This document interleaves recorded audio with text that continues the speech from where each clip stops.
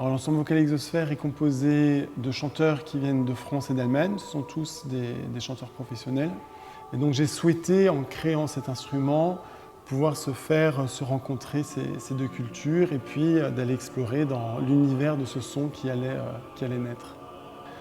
Alors, une identité importante du chœur est l'astronomie. Donc Exosphère, c'est le nom de la dernière couche de l'atmosphère. Alors, ce nom, tout simplement parce que quand j'étais enfant, jusqu'à mes 18 ans, j'ai souhaité être astrophysicien.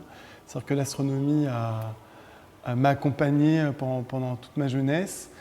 Et ça reste un domaine qui m'inspire énormément et qui inspire tout simplement mon travail musical. Donc j'ai donné le nom d'Exosphère à ce chœur. Alors un autre point important, lié justement à l'astronomie, c'est que nous souhaitons jeter des ponts entre la musique et les sciences dans notre projet, et notamment, principalement, avec les arts numériques.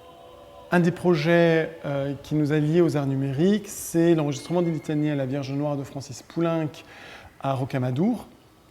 Donc cet enregistrement a deux particularités. La première, c'est que c'est la première fois que cette œuvre a été enregistrée dans les lieux de son écriture.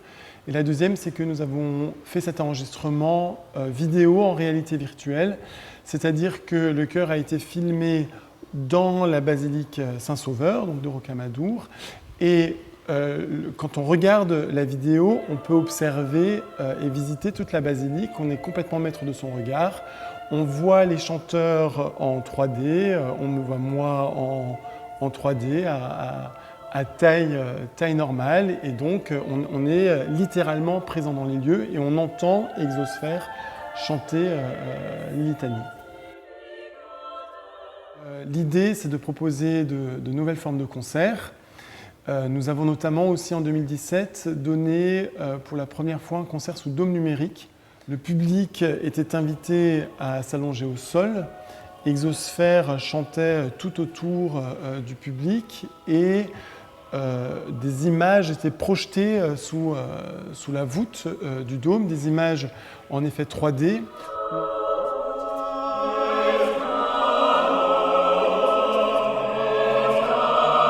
Donc ce projet était tout à fait particulier parce qu'il mélangeait une immersion musicale avec une immersion visuelle qui fait que c'était un spectacle plurisensoriel, comme on aime dire, et qui a touché le public autant que les artistes.